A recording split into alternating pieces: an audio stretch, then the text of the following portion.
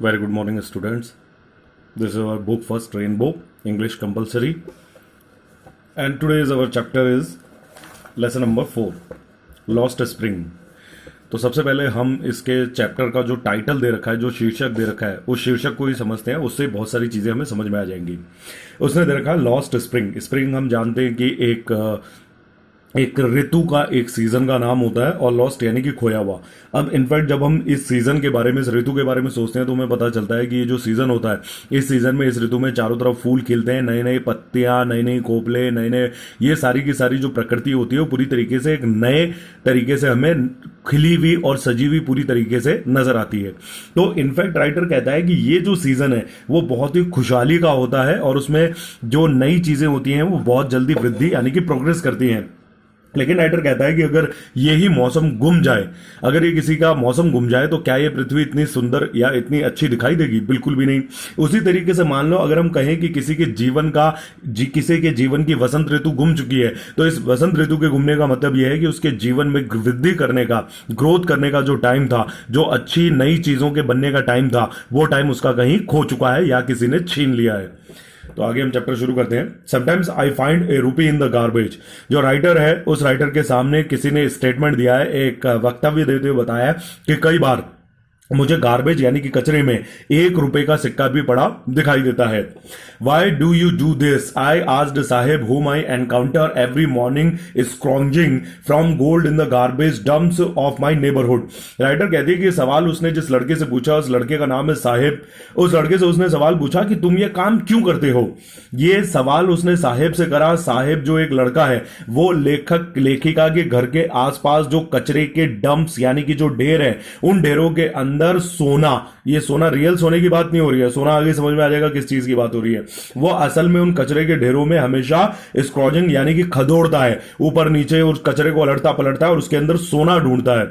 और हर सुबह उसके राइटर के पड़ोस में लड़का साहेब आता है. तो साहेब से जब राइटर की मुलाकात हुई, एनकाउंटर हुआ, तो उसने उस लड़के से सवाल पूछा कि तुम ये काम करते ही क्यों हो.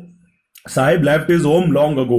लेकिन इससे पहले कि साहिब इस क्वेश्चन का जवाब दे, कहानी को और डिस्क्राइब करता है राइटर कि वो कहती है कि जो साहिब है उसने बहुत साल पहले अपना घर छोड़ दिया था. Set amidst the green fields of Dhaka. अब ये साहिब का घर कहां है? साहिब का घर है हरे भरे खेतों के बीच में, ढाका में. और ढाका कहां है? पाकिस्तान में.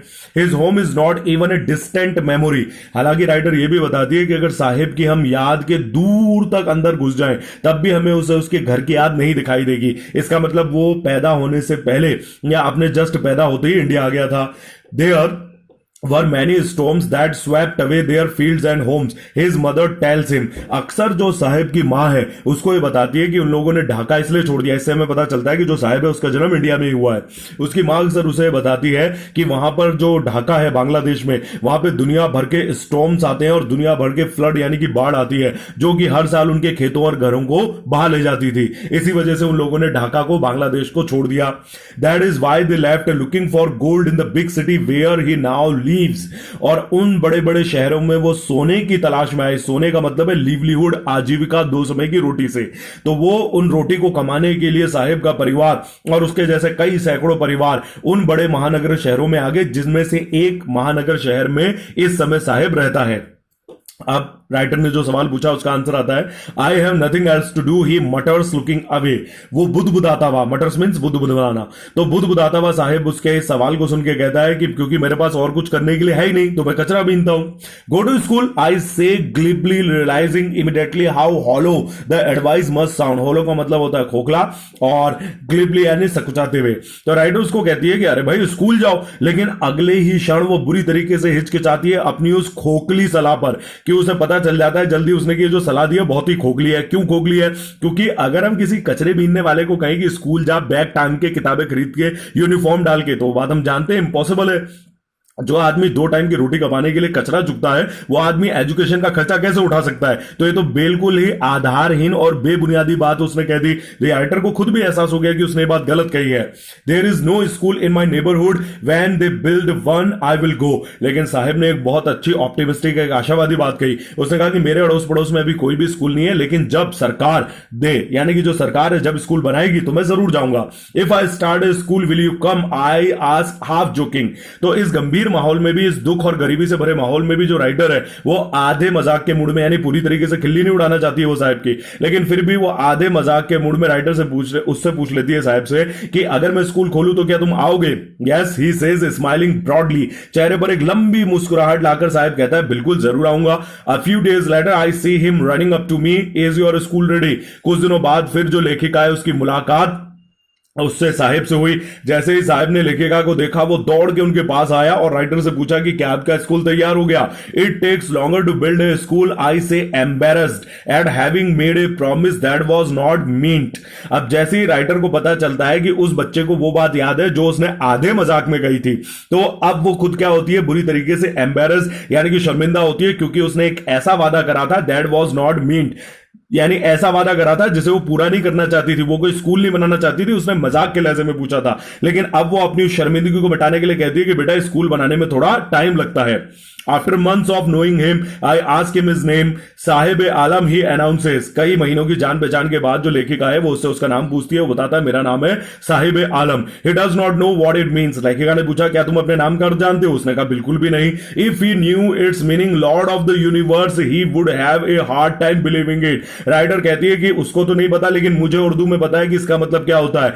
साहिब आलम का उर्दू का इंग्लिश में मतलब होता है लॉर्ड ऑफ द यूनिवर्स, यानी कि ब्रह्मांड का मालिक। वो ये कहती है कि अगर मैं इसको के नाम का अर्थ समझा दूं तो ये बेचारा कभी भी यकीन नहीं कर पाएगा। Unaware of what his name represents, he roams the streets with his friends. Writer कहती है कि अपने नाम से बेखबर जो साहिब आलम है वो दुनिया जो गलियां हैं और राइटर के घर के आसपास की उन गलियों में रोम्स यानी कि भटकता है, घूमता है अपने दोस्तों के साथ। An army of barefoot boys who appear like the morning birds and disappear at noon. लेखिका कहती है कि इन बच्चों का जो झुंड है, इनकी जो फौज है जो कि नंगे पांव के बच्चों से भरी हुई होती है, वो सुबह सुबह मेरे घर के आसपास चिड़ियाओं की तरह मंडराते हैं और दोपहर होते ही गायब हो जाते हैं, डिसअपीयर। तो लेखिका इसलिए कहती है क्योंकि चिड़िया जो होती है वो गर्मियों में सुबह सुबह अपना चारा पानी के लिए निकलती है और फिर दोपहर में वापस कहीं छाव में बैठ जाती है। तो राइटर उन सुबह आने वाली चिड़ियों से तुलना करती है इन बच्चों की कि सुबह सुबह आते हैं, कूड़े के ढेर खदोड़ते हैं, उसमें अपना सामान ढूंढते हैं और दोपहर तक गायब हो जाते हैं।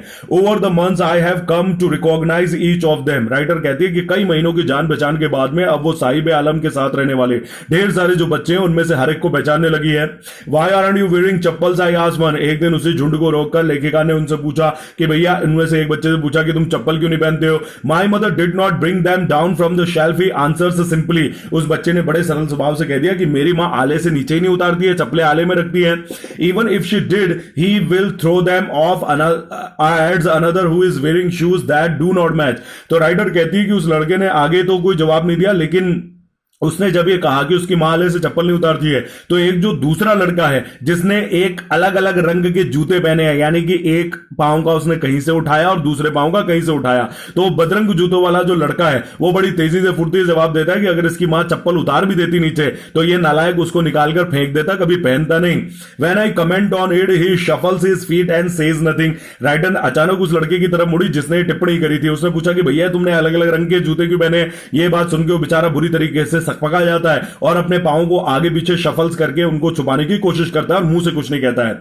I want shoes, says a third boy who has never owned a pair all his life. इन झुंड में एक जो तीसरे नंबर का लड़का है वो लेखिका को कहता है कि मुझे भी एक जोड़ी जूते चाहिए, क्योंकि उसने अपनी जिंदगी भर में कभी भी जूते नहीं पहने, वो हमेशा नंगे पांव रहा है।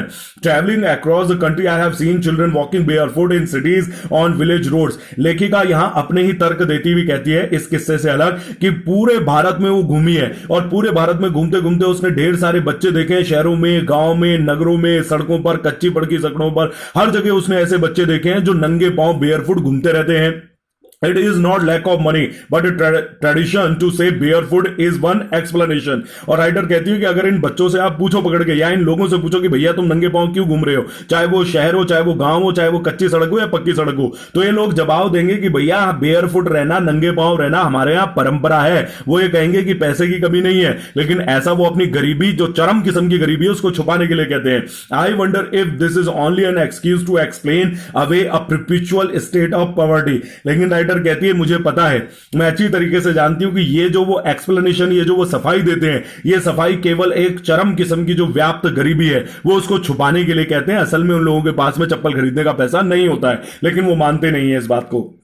आई remember a story a man from Udupi once told me. Writer एक और किस्सा याद करते हुए बताती है कि कैसे उसको यकीन है कि ये लोग गरीबी छुपा रहे हैं, ना कि पैसे की कमी। आई remember a story a man from, एक उडीपी नाम की जो साउथ इंडिया की जगह है उडीपी, वहां का एक आदमी था जिसने लेखिका को एक कहानी सुनाई थी। As a young boy he would go to school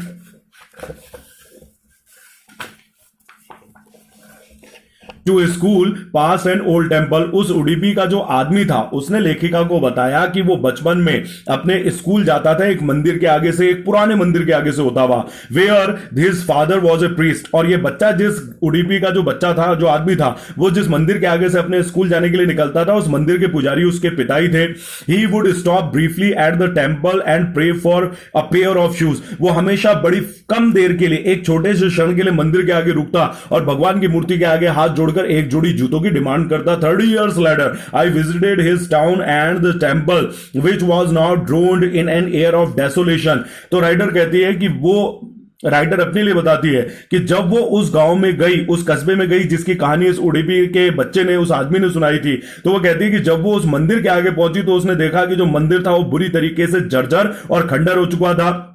in the backyard, मंदिर का जो पीछे का हिस्सा था, पीछे का आंगन था, where live the new priest, जहां पर अब नया पुजारी रहता था। यानी ये बच्चा जिस जमाने में मंदिर के आगे निकलता था और उसके पुजारी, उसके पिता जो पुजारी हुआ करते थे, अब वो तो मर चुके हैं, लेकिन वहां पर एक नया पुजारी आ चुका है। There were red and white plastic chairs, और अब इतना अच्छा उसका माहौल है कि उस पुजारी का जो कमरा है उसके आगे लाल और सफेद रंग की प्लास्टिक की कुर्सियां पड़ी है। A young boy dressed in A grey uniform wearing socks and shoes arrived painting and through his school bag on A folding bed.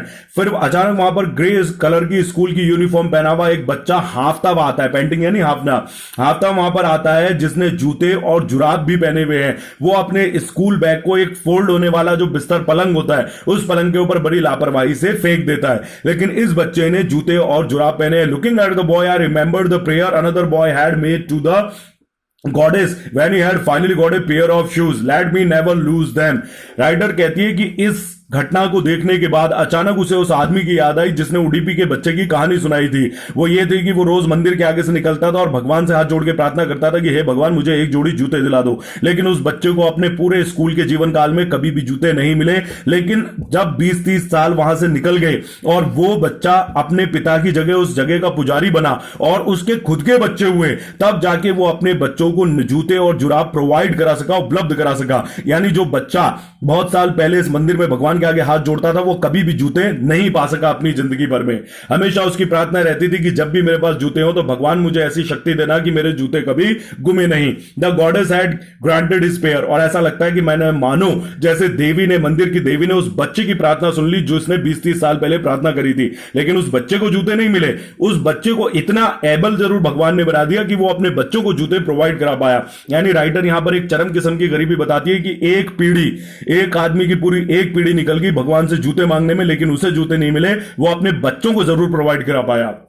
Young boys like the son of the priest now वोर shoes. अब जो नया पुजारी है, यानी वही बच्चा जो कभी प्रार्थना किया करता था, अब वो अपने बच्चों के लिए जूते और जुराब खरीद सकता है। But many others like the rag pickers in my neighbourhood remain shoelace. लेकिन वो कहती है कि मेरे पड़ोस में अभी भी ये जो रैग पिकर्स यानी कूड़ा बीनने वाले हैं, ये कूड़ा बीनने वाले अभी भी बिना जूतों के घूमते हैं। यानी उडीपी की जो 20-30 साल की कहानी है वो अभी भी शहरों में दोहराई जा रही है।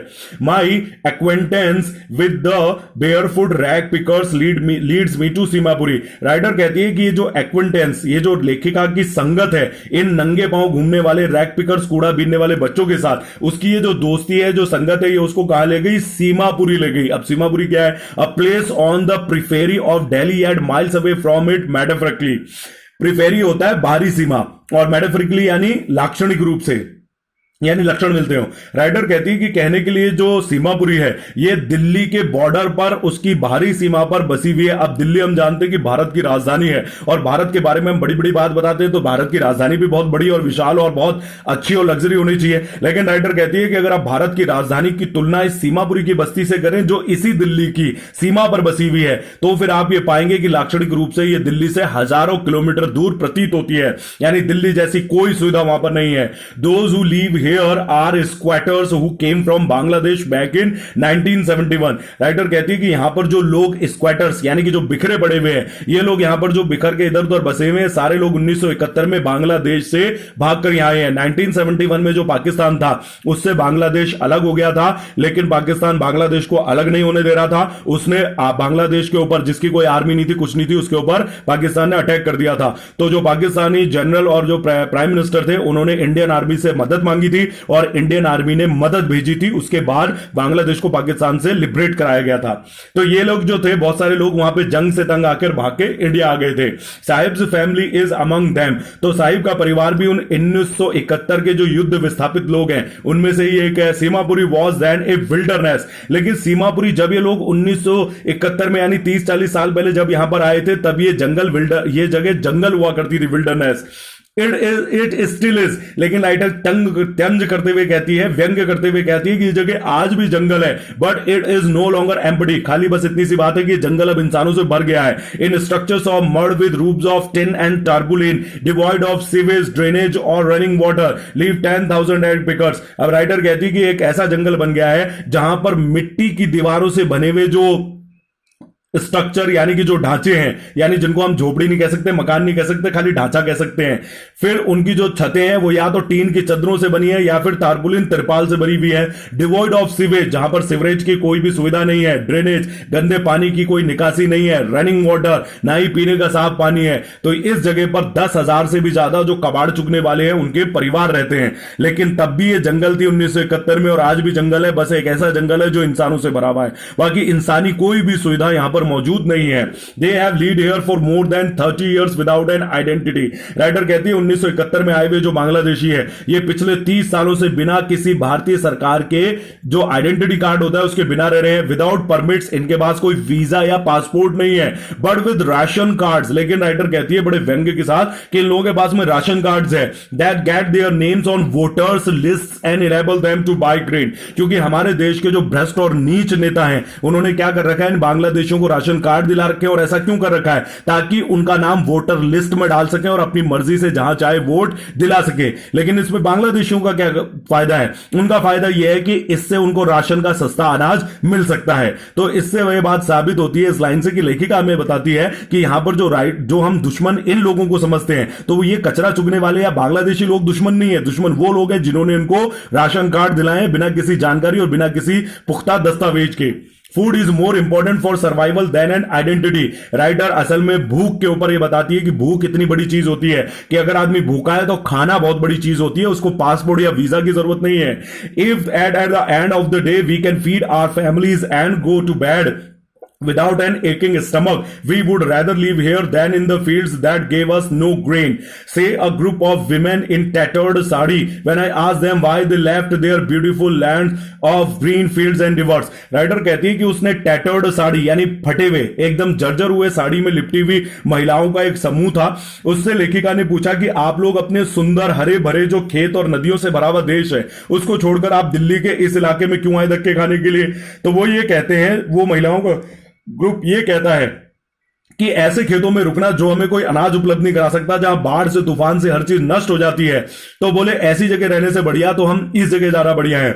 और वो औरतें ये भी बताती हैं राइटर को कि हमारे जिंदगी में सबसे बड़ा दिन ये होता है यहां पर रहते हुए कि हम सुबह से लेकर शाम तक कचरा चुगने के बाद अगर एक बार भी हम अनाज अपने परिवार को खिला सके, यानी एक बार की रोटी भी अगर हम जुटा सकें और बिना दुखते हुए पेट के बिस्तर पर ना जा पाए, यही हमारे लिए बड़ा दिन होता है। यानी दुखते हुए पेट के साथ बिस्तर में जाने का मतलब है खाली पेट। यानी कई दिन ऐसे भी निकलते हैं जिस दिन उनको कुछ नहीं मिलता है और उस दिन वो पेट पर कपड़ा बांध के यानी उस पेट दर्द को पकड़ के ही सोते हैं।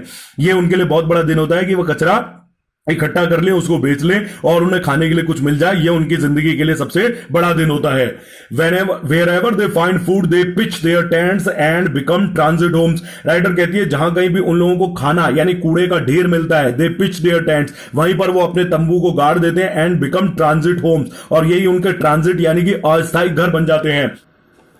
Children grow up in them becoming partners in survivals. और इन्हीं ये जो ट्रांजिट होम्स यानी कि जो अस्थायी घर होते हैं, इन्हीं के अंदर उन कचरा बीनने वालों के बच्चे बड़े होते हैं, और बड़े होके ये कोई स्कूल या कॉलेज नहीं जाते हैं, बल्कि ये भी अपने माता पिता का सर्वाइवल यानी कि जो जीवन यापन होता है उसमें एक पार्टनर यानी कि साथी बन जाते हैं, यानी वो भी कचरा चुगने लगते हैं। And survival in Seemapuri means rag picking. और राइटर सीधे सीधे बता दे कि सर्वाइवल यानी जीवन यापन का एक ही मीन्स यानी कि साधन है सीमापुरी के अंदर, और वो है रैग पिकिंग यानी कि कचरा चुगना।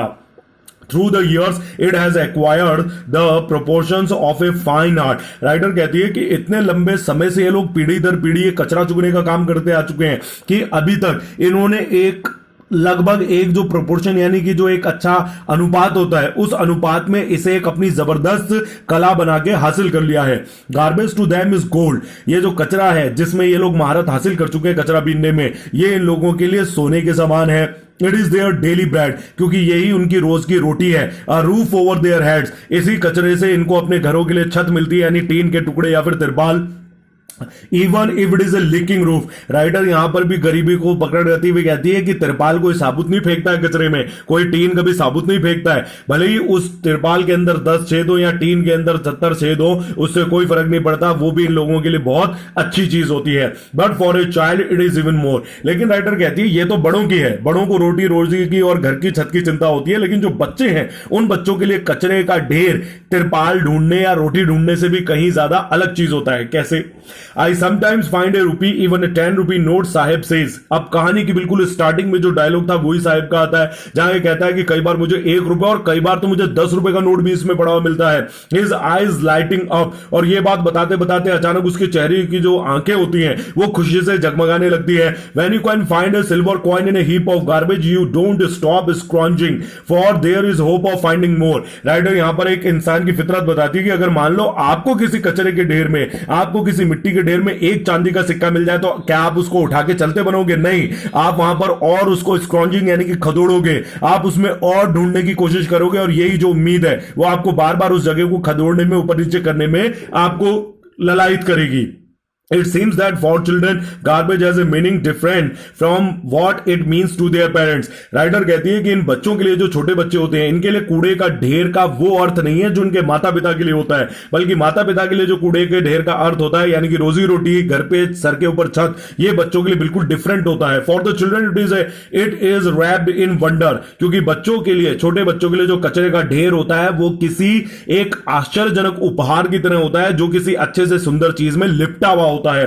For the Elder it is a means of survival. लेकिन जो बड़े होते हैं उनके लिए कोई तोहफा नहीं है जो किसी आश्चर्य से एक लिहाफ के अंदर, एक खोल के अंदर लिपटा हुआ है, बल्कि उनके लिए सर्वाइवल यानी जीवन यापन का केवल एक साधन होता है।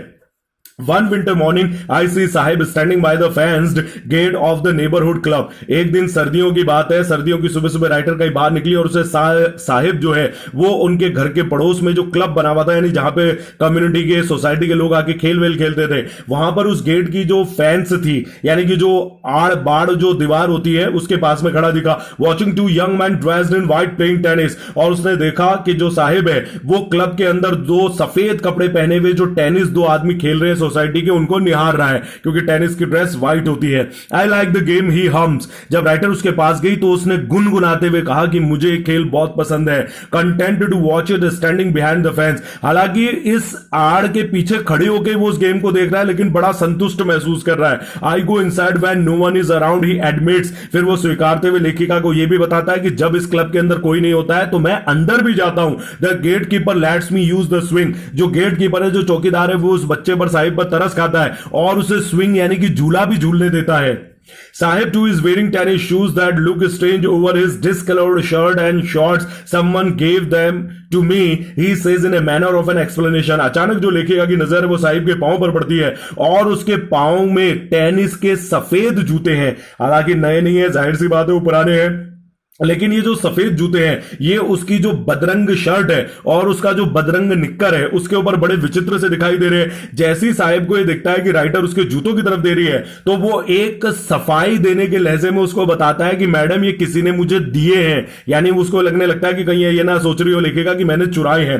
The fact that they are discarded shoes of some rich boy. Writer कहती है मुझे पता है कि सच्चाई क्या है, असल में किसी अमीर के बच्चे के डिस्कार्डेड यानी तिरस्कृत करे हुए, दुत्कारे पहने हुए जूते हैं, who perhaps refuse to wear them because of a hole in one of them does not bother him। वो ये कहती है, रेखिका कहती है कि इस जूता, इन दोनों जो जूते हैं, इन जोड़ी जूतों के एक जूते के नीचे तले में खोल हो गया है, और शायद यही वजह होगी कि जो उस अमीर के बच्चे ने पहनने से मना कर दिया, लेकिन साहिब को उस छेद से कोई शिकायत नहीं है। For one who has walked barefoot even shoes with a hole is a dream come true। लेखिका कहती है कि ऐसा इंसान, ऐसा बच्चा जिसने अपनी पूरा बचपन, पूरा अपनी जिंदगी बिना जूते की बिताई हो, उसके लिए एक जूते के अंदर छेद होना बिल्कुल ठीक वैसा है जैसा किसी सपने का हकीकत में बदल जाना। यानी उसको उस छेद से कोई फर्क नहीं पड़ता, but the game he is watching so intently is out of his rich. Intently यानी ध्यान मग्न होके। लेकिन लेखिका कहती है कि जिस गेम को वो इस समय ध्यान मग्न होके देख रहा है, ये उसके बस की बात नहीं है। टेनिस के जूते तो चलो कचरे के ढेर में से किसी ने तरस खा के दे दिए होंगे, लेकिन या फिर कचरे के ढेर में से मिल गए होंगे, लेकिन जो टेनिस का गेम है ये इसके बस की बात नहीं है। This morning Sahib is on his way to the milk booth, in his hand a steel canister. I now work in a tea stall down the road, he says pointing in a distance. Writer कहती है कि एक दिन अचानक सुबह सुबह लेखिका की साहिब से मुलाकात हुई, और साहिब उसे एक दूध की थड़ी जो थी, दूध का जैसे सरस दूध की बूथ होते हैं, वहां से बूथ से आता हुआ दिखाई दिया।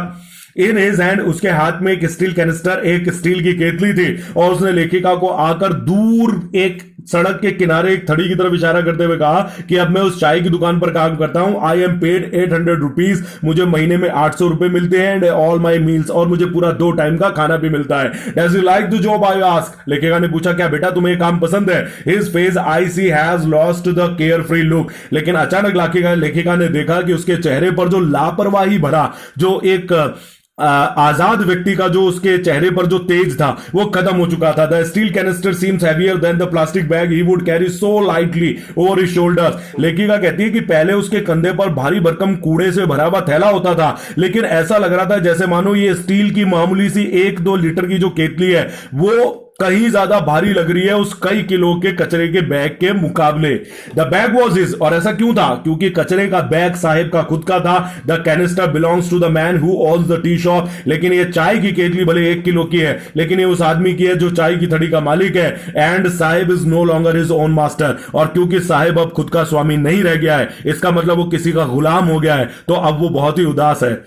तो लेखिका यहां पे ये बात भी पॉइंट आउट करती है कि भले ही साहिब बच्चा है, लेकिन उसका जो मन है वो स्वतंत्र रहना चाहता है, और स्वतंत्र जो फ्रीडम है वो सबको प्यारी होती है। फाइनली इस कहानी के अंदर अनफॉर्चुनेटली होता है कि उस बेचारे की स्वतंत्रता छीन ली जाती है। वो 800 रुपए और 2 टाइम की रोटी में उसको उसके माता पिता के द्वारा एक चाय की थड़ी पर भेज दिया जाता है, और उसके जो स्वच्छंद बचपन का, एक स्वतंत्र बचपन का दौर था, अचानक उसका गला घोंट दिया जाता है, और उसके जीवन के अंदर जो स्प्रिंग यानी बसंत का मौसम था वो उससे छीन लिया जाता है, उससे रूठ जाता है। जो हालांकि पहली उसको बहुत कम हिस्से में मिला था, उसको इतनी अच्छी बचपन की लाइफ नहीं मिली थी, लेकिन वो भी उससे जल्दी छीन लिया जाता है। अब इसी में एक दूसरी, इसी चैप्टर में सेम हमारी दूसरी कहानी शुरू होती है। राइटर सेम है, लेकिन अब सीन, प्लेस और जो पर्सन है वो चेंज हो जाते हैं। I want to drive a car, Mukesh insist on being his own master. I will be a motor mechanic, he announces. Writer के सामने एक दूसरा बच्चा आता है जिसका नाम मुकेश है। पहले वाले का नाम साहिब आलम था और वो कचरा चुगने का काम करता था।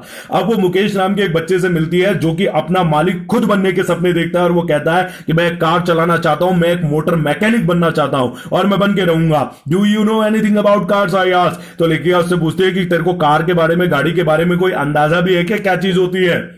I will learn to drive a car, he answers, looking straight into my eyes। लेकिन ये लड़का साहिब की तरह नजरें नहीं चुराता है। इस बच्चे के कुछ सपने हैं। वो लेखिका की आंखों में आंखें गड़ाते हुए सीधे सपाट में कहता है कि कोई बात नहीं, गाड़ी के बारे में कुछ नहीं पता, लेकिन मैं जल्द ही गाड़ी के बारे में सब कुछ सीख लूंगा, मैं गाड़ी चलाना भी सीख लूंगा। His dream looms like a mirage amidst the dust of streets that fill his town Firozabad. पहली हमारी कहानी जो थी वो दिल्ली के बाहरी सीमा इलाके में बने हुए सीमापुरी की थी, लेकिन अब जो कहानी है वो दिल्ली से जस्ट बाहर निकलते ही बॉर्डर से जो उत्तर प्रदेश के एक डिस्ट्रिक्ट पड़ता है फिरोजाबाद, उस फिरोजाबाद की कहानी है। तो राइटर कहती है कि उसकी आंखों के अंदर जो सपने लूम्स यानी कि तैर रहे हैं वो बिल्कुल किसी मायरेज की तरह दिखाई देते हैं। मायरेज मतलब हिंदी में कहते हैं मरुमरीचिका। जैसे हम रेगिस्तान में या भरी गर्मी के अंदर सड़क पे देखें तो हमें सड़क पे पड़े हुए पानी जैसी चीज दिखाई देती है, लेकिन पानी होती नहीं है। वो इनफैक्ट जो भाप होती है, जो वो सारी चीजें हमें एक आंखों का धोखा पैदा करती है। तो राइटर कहती है कि साहिब का जो सपना है वो किसी रेगिस्तान में पानी के आभास होने के एक झूठे सपने जैसा है। क्यों? क्योंकि वो जिस फिरोजाबाद टाउन में रहता है और जो धूल से भली गलियां रहती हैं, उस गलियों के अंदर रहने वाला जो इंसान है उसकी इतनी कैपेबिलिटी, इतनी क्षमता थोड़ी होगी आर्थिक कि वो कार का मैकेनिक बन पाए या कार चलाना सीख पाए। तो वो कहती है कि उसका सपना ये जो फिरोजाबाद की धूल से सनी हुई गलियां है, इन गलियों में किसी मायरेज मरु मरीचिका जैसा ही दिखाई देता है। ये फिरोजाबाद क्यों फेमस है? तो राइटर बताती है फेमस फॉर इट्स बैंगल्स। वो ये कहती है कि पूरे हिंदुस्तान की जो सबसे ज्यादा चूड़ियां बनती है उसके लिए फिरोजाबाद फेमस है।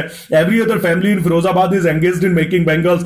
हर दूसरा परिवार जो फिरोजाबाद के अंदर है वो चूड़ी बनाने के काम में लगा हुआ है किसी ना किसी तरीके से। It is the centre of India's glass blowing industry where families have spent generations working around furnaces यानी भट्टियां, welding glasses, making bangles for all the women in the land it seems. लेखिका कहती है फिरोजाबाद को देखकर इस तरीके से लगता है कि जिस तरीके से जैसे मानो यहां पर वो जगह है जो भारत के सबसे बड़े ग्लास ब्लोइंग इंडस्ट्री यानी चूड़ी कांच गलाने का जो कारखाना है उसका केंद्र भारत में फिरोजाबाद में ही। और ऐसा मालूम पड़ता है कई यहां पर जो परिवार हैं उन्होंने अपनी पीढ़ियां दर पीढ़ियां इस काम में खपा दी हैं, चूड़ियों की कांच गलाने की भट्टियों के बगल में बैठ के ग्लास के टुकड़ों को वेल्डिंग करके और चूड़ियां बनाते हुए। लेखिका कहती है फिरोजाबाद को देखकर ऐसा लगता है कि जैसे धरती पर जितनी भी औरतें चूड़ियां पहनती हैं वो सारी चूड़ियां कहां बनती है? फिरोजाबाद में बनती है।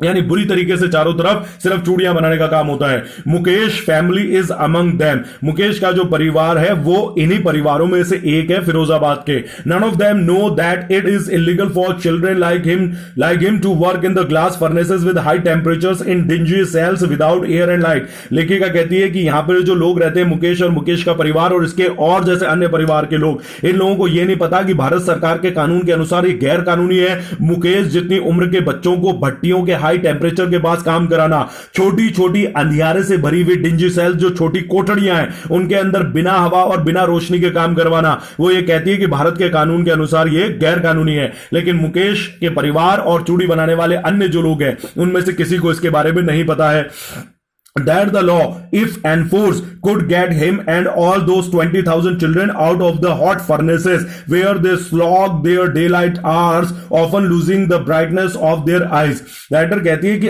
अगर कानून को सच में लागू कर दिया जाए, लेकिन अनफॉर्चुनेटली हम जानते हैं कि भारत में ऐसा कानून काम भी कहीं नहीं करता है। सिर्फ अखबार की खबरों के लिए एक दो खबरें आती हैं जो झूठी सच्ची कैसी भी होती हैं। बाकी रियलिटी यही है कि जो चाइल्ड लेबर है वो बहुत जबरदस्त तरीके से इंडिया में अच्छे तरीके से अपने पांव फैला रखा है और अभी भी चल रहा है।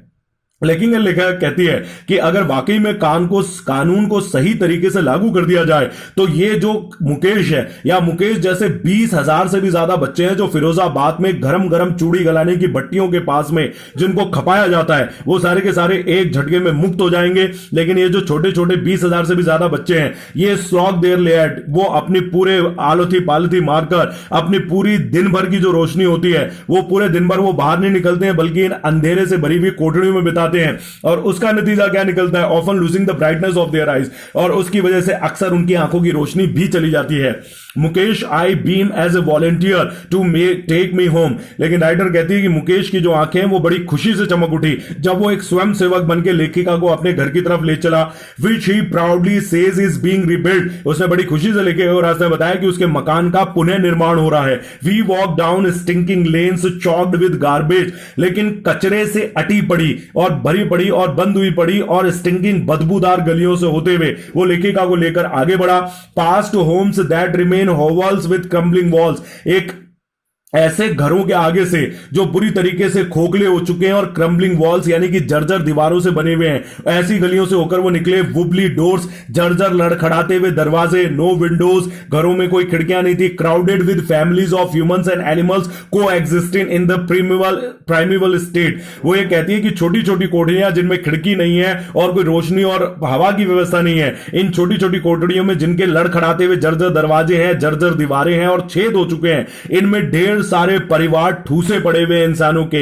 और सिर्फ इंसान नहीं रह रहे हैं बल्कि उनके पाले हुए जो मुर्गे, कुत्ते, बिल्लियां, बकरियां, ये सारे जानवर हैं बिल्कुल ठीक वैसे ही रह रहे हैं जैसे आदि मानव काल में रहा करते थे। उसी आदिकालीन परिस्थिति में जब आदि मानव झोपड़े गुफाओं के अंदर अपने जानवरों के साथ रहता था तो फिरोजाबाद में भी जो घर है उनके अंदर भी ठीक लोग वैसे ही रह रहे हैं आज भी। He stops at a door of one such house. तो ऐसे ही जो घर ऊपर उसने बताया लेखिका ने, वैसे ही ठीक है कि घर के आगे मुकेश रुकता है Bongs bangs a wobbly iron door with his foot, पांव मारकर एक जर्जर लोहे का जो दरवाजा है लड़खड़ाता हुआ हिलता हुआ उसको अपने पांव से पुश करता है and pushes it open we enter a half built shack और एक आधी बनी बनाई जो झोपड़ी है उस झोपड़ी के अंदर वो दाखिल होते हैं in one part of it thatched with dead grass is a firewood stove over which sits a large vessel of sizzling spinach leaves जब वो इस आधे अधूरे बने खंडर के अंदर दाखिल होते हैं तो वहां पर जो सूखी हुई घास का भूसा होता है उससे बनी हुई एक झोपड़ी है उसके एक हिस्से में एक मिट्टी का चूल्हा है और चूल्हे के ऊपर एक बड़ा सा वेसल यानी कि भगोना रखा है जिसके अंदर स्पिनाच यानी कि जो पालक की पत्तियां हैं वो सीजलिंग यानी कि धीरे धीरे हल्की आंच में पक रही हैं on the ground in large aluminium platters there are more chopped vegetables और भी अलग अलग जो एल्युमिनियम की प्लेट्स हैं वो जमीन पर रखी हुई हैं जिनमें और कई काटी हुई सब्जियां पड़ी हैं a frail young women frail यानी कमजोर a frail young women is cooking the evening meal for the whole family असल में मुकेश के घर में जो एक नौजवान औरत बैठी हुई है फर्श के ऊपर वो मुकेश के पूरे परिवार के लिए रात का भोजन पका रही है though eyes filled with smoke she smiles उसकी चूल्हा झोंकने की वजह से जो आंखें वो पूरी तरीके से आंसुओं से भर रखी है लेकिन उसको देखकर लेखिका को देखकर वो उन्हीं आंसू भरी आंखों से मुस्कुरा उठती है she is the wife of Mukesh Elder brother ये जो औरत है वो मुकेश की भाभी यानी मुकेश के बड़े भाई की पत्नी है not much older in years लेखिका कहती है इसकी उम्र वैसे ज्यादा नहीं है लड़की की she has begun to command respect as the bahu the daughter in law of the house लेकिन इस कम सी उम्र में नाबालिग सी उम्र के अंदर इस लड़की को इस घर की बहू का दर्जा मिल गया है already in charge of 3 man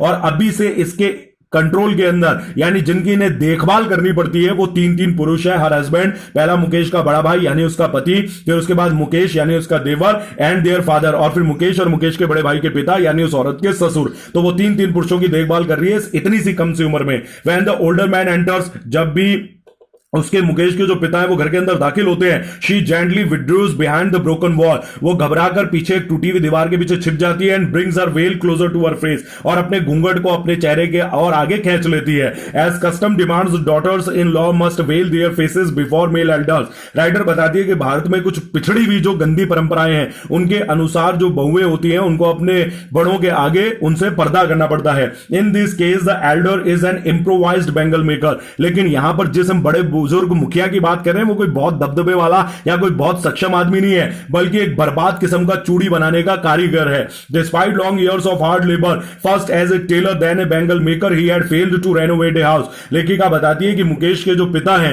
उन्होंने अपनी पूरी जिंदगी भर कठोर परिश्रम करा सबसे पहले उन्होंने एक टेलर का काम करा कपड़े सिलने का उसके बाद में वो अपने पारंपरिक काम में आ गए यानी चूड़ी बनाने में लेकिन इन 2 धंधों को पूरी जिंदगी करने के बाद में वो अपनी इस झोपड़ी को जिंदगी में कभी भी पूरा रेनोवेट नहीं करा पाए उसकी मरम्मत तक नहीं करा पाए send his 2 sons to schools ना ही अपने 2 में से किसी भी एक बच्चे को वो स्कूल भेजने में कभी अपनी पूरी लाइफ में सक्षम हो पाए all he has managed to do is teach them what he knows the art of making bangles सिर्फ अपने पूरे जीवन में वो एक काम कर पाए वो था अपने बच्चों को काम सिखाना और काम था इस मामले में केवल चूड़ी बनाना उसके अलावा वो अपने बच्चों को कुछ नहीं सिखा पाए It is his karma, his destiny, says Mukesh grandmother who was watched her own husband go blind with the dust from polishing the glass of bangles. Can a God-given lineage ever be broken? She implies. अब यहाँ पर जैसी जो writer है जो author है वो मुकेश के घर के अंदर दाखिल होती हैं और उसकी दादी से कुछ बातें पूछती हैं कि आप इससे काम क्यों कराते हैं किस लिए कराते हैं तो मुकेश की दादी का जवाब होता है कि जो ये चूड़ी बनाने वाले का जो काम है जिसमें मुकेश जिस घर में खानदान में पैदा हुआ है ये उसका कर्म है उसकी हिज डेस्टिनी यानी कि किस्मत यही मुकेश के भाग्य में लिखा है कि वो भी अगर चूड़ी बनाने वालों के घर में पैदा हुआ है तो वो भी चूड़ी ही बनाएगा मुकेश की दादी माँ के बारे में ये बात कमेंट करते हुए राइटर बताती है कि मुकेश की जो दादी है हालांकि वो ये बात कह रही है कि चूड़ी बनाना मुकेश की डेस्टिनी यानी कि उसकी भाग्य है उसकी किस्मत है लेकिन ये वही औरत है जिसने खुद अपने पति को अपनी आंखों के आगे इसी चूड़ी बनाने के काम को करते करते अंधा होते हुए देखा है उनके जो पति थे यानी मुकेश के जो दादा थे वो चूड़ियां जो होती हैं उन पे सुनहरे रंग की जो पॉलिशिंग करते हैं उस पॉलिशिंग की वजह से जो केमिकल होता है वो उस केमिकल की वजह से अंधे हो गए लेकिन जबकि उस औरत ने अपने पति को अपने सामने अंधा होते हुए देखा इस काम से उसके बावजूद उसकी दादी है वो ये मुकेश के मामले में कहती है कि मुकेश का भाग्य है उसकी किस्मत है उसे चूड़ी बनानी पड़ेगी ये भगवान ने उसमें लिखा है और वो सवाल उठाते हुए ये भी कहती है अपनी बात को पुख्ता करते हुए कि भगवान की दी हुई जो रेखा खींची हुई होती है भगवान की दी हुई जो लाइनेज यानी कि जो परंपरा होती है क्या उस परंपरा को कभी तोड़ा जा सकता है बिल्कुल नहीं तोड़ा जा सकता born in the caste of Bengal makers, they has seen nothing the Bengals. Writer कहती है कि क्योंकि वो लोग चूड़ी बनाने वालों के घर में पैदा हुए हैं, उनकी जाति में पैदा हुए हैं, तो असल में मुकेश की दादी ने और उसके बाकी के आगे पीछे की जो भी पीढ़ी की रही है, उन लोगों ने चूड़ियों के अलावा कुछ नहीं देखा। उन्होंने चूड़ियां देखी इन द हाउसेस, अपने घरों में चूड़ियां देखी है, इन द यार्ड, अपने घरों के आंगन में चूड़ियां देखी है, इन एवरी अदर हाउस, हर दूसरे घर में केवल चूड़ियां ही हैं, एवरी अदर यार्ड, हर दूसरे घर के आंगन में चूड़ियां भरी पड़ी हैं, एवरी स्ट्रीट इन फिरोजाबाद, यहां तक कि फिरोजाबाद की हर एक गली केवल चूड़ियों से भरी पड़ी है। स्पाइरल्स ऑफ बेंगल्स, स्पाइरल्स यानी लच्छे, चूड़ियों के लच्छे, सन्नी गोल्ड, सूरज के जैसे सुनहरे, पैडी ग्रीन, धान के खेत जैसे हरी चूड़ियां, रॉयल ब्लू, शाही नीले रंग की चूड़ियां, पिंक, गुलाबी चूड़ियां, पर्पल, बैंगनी चूड़ियां, every colour born out of the 7 colours of the rainbow, सतरंगी इंद्रधनुष में जितने भी रंग होते हैं उन सब रंग रंग की अलग अलग रंगों की चूड़ियां, line in mounds in unkempt yard, गंदे कच्चे जो आंगन है उन आंगनों के अंदर ढेर के ढेर, माउंट्स यानी कि ढेर ढेर लगाई हुई चूड़ियों के लच्छे के अलावा इन लोगों ने कभी भी कुछ नहीं देखा। Are piled on 4 wheeled hand carts, जो 4 पहियों वाले ठेले होते हैं उनके ऊपर चूड़ियों के बड़े बड़े ढेर लगाए हुए, pushed by young man along the narrow lanes of the shanty town, गंदगी और धुंध से भरा हुआ जो शहर है, उस शहर की जो गंदी छोटी छोटी तंग गलियां हैं, उस गलियों में नौजवान जो युवक होते हैं उनके द्वारा 4 पहियों के जो ठेले हैं उन पे चूड़ियों के ढेर लगाए हुए ढकेले हुए आराम से देखे जा सकते हैं। यानी कुल मिला के राइटर कहती है कि जब इंसान कोई नई चीज नहीं देखेगा तो वो उस चीज का सपना कैसे देखेगा। जब कोई आदमी किसी मशीनरी को देखता है तो उसके मन में उससे और बेहतर मशीन बनाने का विचार आता है, लेकिन जब इन लोगों ने कभी चूड़ी के अलावा कुछ देखा ही नहीं तो नए सपने कैसे देखेंगे। And in dark hutments next two lines of flames of flickering oil lamps, flickering यानी लप लपाते हुए, जैसे लपट जो होती है आग की, किसी अगर हम दिए को देखें तो वो लप लपाती है। Sit boys and girls with their fathers and mothers welding pieces of coloured glass into circles of bangles.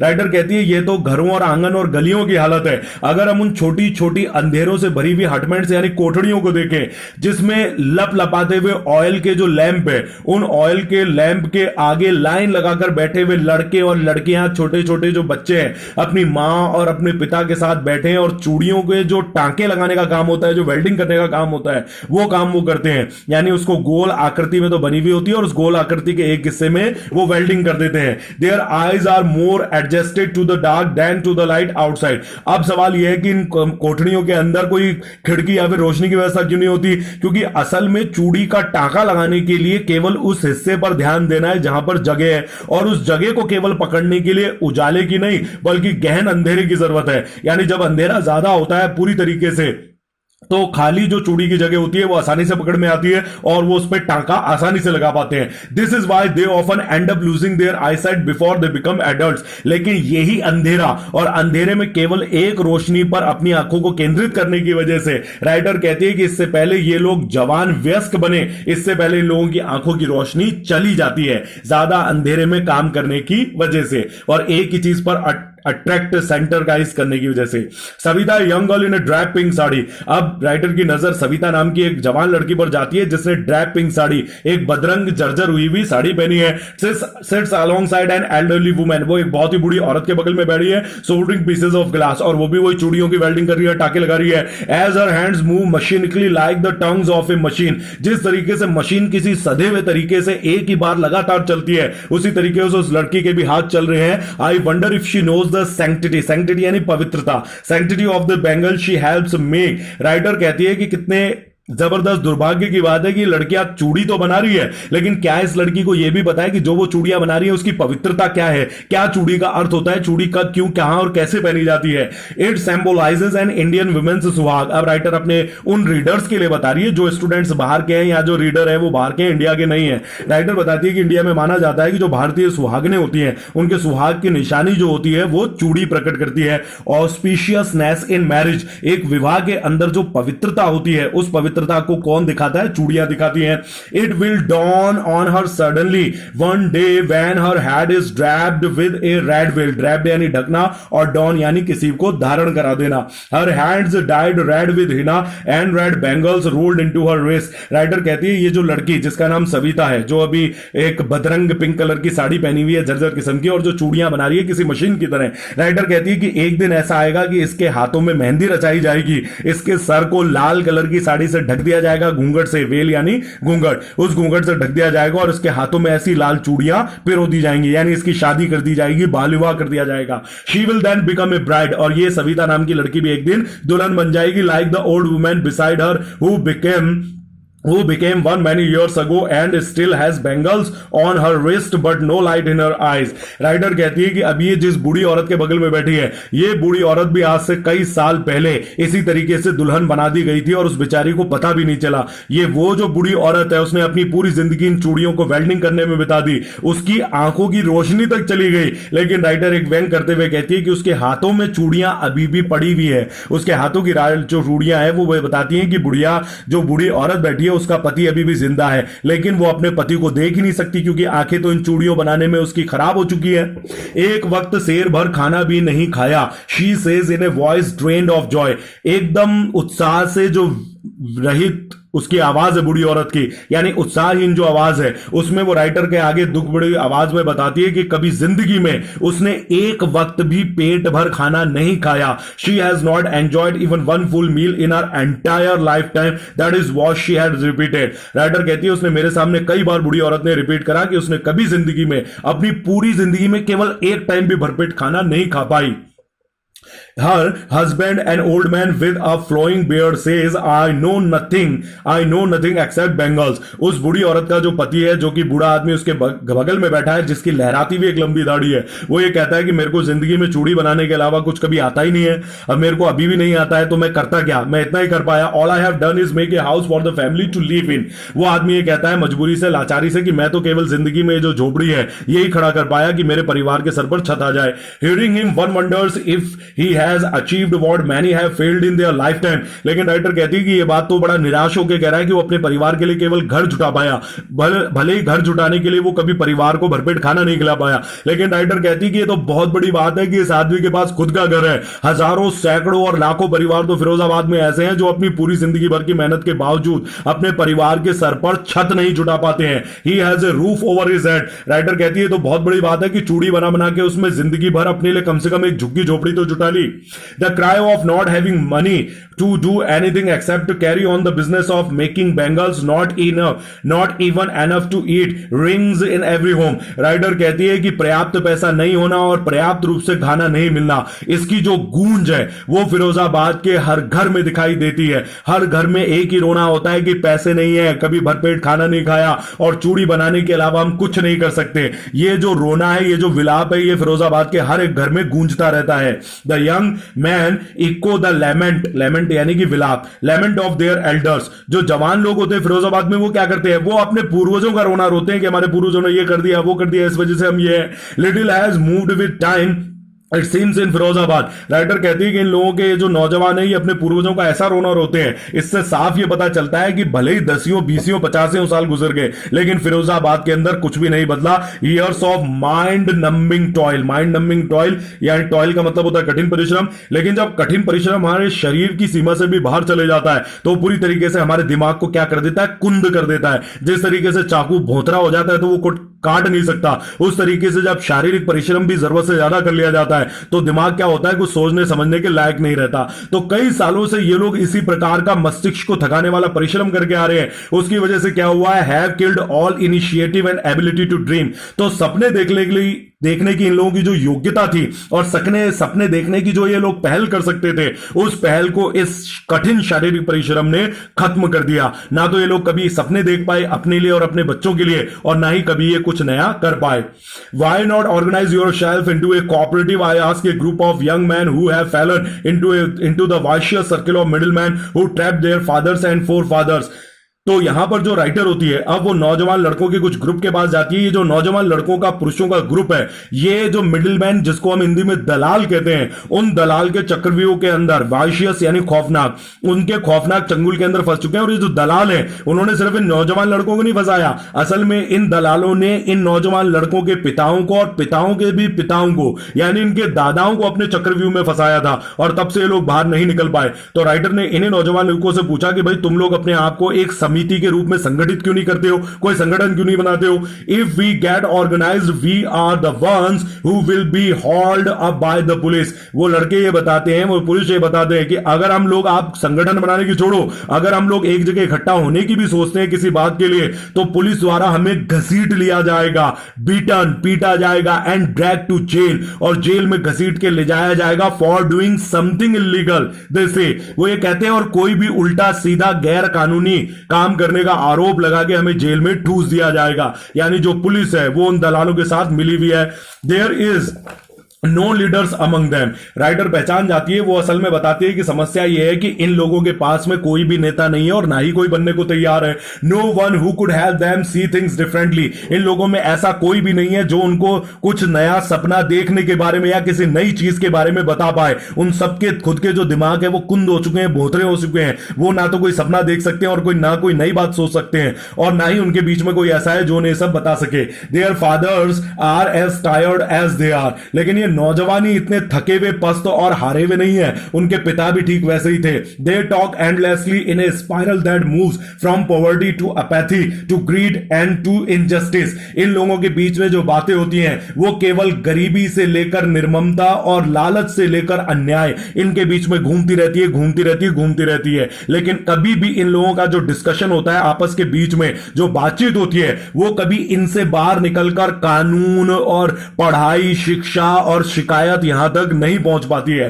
Listening to them I see two distinct world. Writer कहते हैं कि इन दो जनों को देखने के बाद, पहला तो है सीमापुरी की कच्ची बस्ती और वहां पे रहने वाला साहिब आलम, और दूसरा है मुकेश जो कि फिरोजाबाद में रहता है और चूड़ी बनाने के कारखाने वालों के बीच में रहता है। तो राइटर ये कहती है कि इन लोगों को देखने के बाद में मुझे पता चला कि यहां पर दो अलग विशेष दुनिया है। वैसे तो हम जानते हैं कि दुनिया एक है, वर्ल्ड एक है, लेकिन राइटर कहती है कि नहीं, इस एक दुनिया में दो अलग अलग दुनिया है। One of the family caught in the web of poverty. पहले तो वो है जो गरीबी के जाल के अंदर, वेब यानी कि जाल, जो गरीबी के जाल के अंदर जकड़े हुए परिवार है। Burdened by the stigma of caste. जाति का जो भार है, जो कलंक है, स्टिग्मा है, उसको वो लोग ढो रहे हैं। इन विच दे आर बोर्न, और मानते हैं कि जिस जाति के कलंक में वो पैदा हुए हैं उसको उन्हें ढोना ही पड़ेगा। लेकिन दूसरा जो गिरोह है वो है the other a vicious circle of sahukar. वो दूसरा निर्मम समूह है साहूकारों का, द मिडिल मैन दलालों का, द पुलिसमैन पुलिस वालों का, द कीपर्स ऑफ लॉ कानून के रखवालों यानी वकीलों का, द ब्यूरोक्रेट्स यानी कि जो बड़े बड़े सरकारी अधिकारी हैं उनका, एंड द पॉलिटिशियंस और जो राजनीतिज्ञ हैं उन सबका। यानी इन सारे लोगों ने इन परिवारों के ऊपर एक ऐसा निर्मम जाल बना रखा है जिसमें इनको पीढ़ी दर पीढ़ी ये लोग मिलके पीसते आए हैं। Together they have imposed the baggage on the child that he can not put down. In middleman ने, इन पुलिसमैन ने, इन वकीलों ने, इन पॉलिटिशियंस ने, इन ब्यूरोक्रेट्स ने, राइटर कहती है कुल मिला के इन लोगों ने एक ऐसा भारी भरकम बोझ इन चूड़ी बनाने वाले और कचरा बीनने वालों के बच्चों के कंधों के ऊपर डाल रखा है कि जो इनकी आने वाली जनरेशन है, आने वाली जो पीढ़ी है, वो कभी भी इस भार को, इस बोझ को अपने कंधों से नीचे नहीं उतार सकती। बिफोर ही इज अवेयर, इससे पहले कि इनमें पैदा हुआ कोई बच्चा इन सारी चीजों के प्रति जागरूक हो पाए, he accepts it as naturally as his father. वो अपने पिता की तरह स्वाभाविक रूप से इसको स्वीकार कर लेता है कि वो चूड़ी बनाने वालों के अगर घर में पैदा हुआ है तो ये उसकी किस्मत ही है। To do anything else would mean to dare, क्योंकि चूड़ी बनाने वालों की इस फिरोजाबाद के नगर के अंदर चूड़ी बनाने के अलावा कुछ सोचना सीधे सीधे इन लोगों से बगावत करने के समान है। And daring is a not part of his growing, और जो बगावत है, किसी की खिलाफत, अन्याय की जो खिलाफत करना है, वो चूड़ी बनाने वालों की परवरिश में कहीं शामिल नहीं होता। कहीं उनके माता पिता उनको ये नहीं सिखाते कि अन्याय के खिलाफ लड़ना चाहिए। When I sense a flash of it in Mukesh I am cheered। लेकिन राइटर कहती है कि ये तो है चूड़ी बनाने वालों की हालत। जब इन चूड़ी बनाने वाले लाखों के बीच में उसे मुकेश नाम का एक बच्चा मिलता है और उसके आंखों के अंदर, उसके चेहरे पर उसको वो बगावत और उस सपनों की चमक देखने की क्षमता नजर आती है, तो राइटर कहती है मैं खुशी से भर उठती हूं। I want to be a motor mechanic mechanic he repeats, और लास्ट में फिर वो राइटर के सामने रिपीट करता है, दोहराता है कि मैं एक मोटर मैकेनिक बन जाना चाहता हूं। He will go to the garage and learn. वो ये दावा करता है कि वो एक गैरेज में, कारखाने में जाएगा और गाड़ी ठीक करना सीखेगा। But the garage is a long far way from his home. लेकिन उसका जो गैरेज है वो उसके घर से कई किलोमीटर दूर है। I will walk, he insist. वो दबाव देते हुए कहता है कि मैं पैदल चल के जाऊंगा, लेकिन मैं रुकूंगा नहीं। Do you also dream of flying a plane? He is suddenly silent. अचानक लेखिका पूछ लेती है कि अच्छा, क्या तुम कभी हवाई जहाज उड़ाने का भी सपना देखते हो? लेकिन अचानक मुकेश इस सवाल को सुनकर वो चुप हो जाता है। No, he says staring at the ground। अब की बार वो जमीन को घूरता हुआ, साहिब आलम की तरह जमीन को घूरता हुआ लेखिका को कहता है कि नहीं, मैं जो है कभी भी मैंने हवाई जहाज उड़ाने का सपना नहीं देखा। In his small murmur there is an embarrassment. उसकी ये जो हल्की बुदबुदाहट है उसके अंदर लेखिका को अचानक एक शर्मिंदगी महसूस होती है। That has not yet turn into regret. लेकिन शर्मिंदगी अभी जो इस बच्चे की है वो अभी प्रायश्चित या पश्चाताप में नहीं बदली है। अभी वो इस चीज के लिए अपने आप को कोस नहीं सकता है। He is content to dream of the cars that he sees hurtling down the streets of his town. असल में उसने मोटर मैकेनिक का सपना इसलिए देखा है क्योंकि अपनी गलियों में जो सरपट दौड़ती हुई, गलियों के अंदर दौड़ती हुई कारें हैं वो उसने शहर के अंदर देखी है। Few airplanes fly over Firozabad, जबकि कुछ ना के बराबर ही हवाई जहाज है जो फिरोजाबाद के ऊपर से उड़ के जाते हैं। तो राइटर ने यही बात लास्ट लाइन में करी है, हमें हमारे सामने एक्सपोज करी है कि जब कोई किसी सपने को देख इसलिए नहीं सकता क्योंकि जब उसने उस सपने का कोई आधार ही नहीं देखा। जब उसने मुकेश ने कोई हवाई जहाज उड़ता हुआ नहीं देखा फिरोजाबाद से, तो वो कैसे पायलट बनने का सपना देख सकता है? जब उसने शहर गया और शहर में दौड़ती हुई गलियों में सरसराती हुई कारें देखी, तब उसके मन में ड्राइवर और मोटर मैकेनिक बनने की इच्छा पनपी। तो राइटर ने यहां पे ये बताया, नेम इज अनीस जंग। तो जो राइटर है यहां पर हमें यह समझना होगा कि उसने दो लड़कों के जीवन और दो परिवारों के जीवन में बताया, जिसमें खासियत सबसे बड़ी बात यह है कि जो मुकेश है वो सपने देख सकता है और उसके मन में कुछ सपने हैं और उस सपनों को पूरा करने की दृढ़ इच्छा है। लेकिन जो साहिब आलम था वो अपनी बदकिस्मती को पूरी तरीके से अपने गले लगा चुका था और फाइनली वो हार मानते हुए, अपने काम से, अपने सपनों से हार मानता हुआ वो चाय की थड़ी पे काम करना स्वीकार कर लेता है। लेकिन जो मुकेश है वो उस बच्चों का एकदम विपरीत है। वो सपने देखता है और उन सपनों को पूरा करने की अपनी योग्यता रखता है। सबको चैप्टर अच्छे से समझ में आ गया होगा, I hope. But like, share, subscribe and press the bell icon for the more updated videos. Thank you students.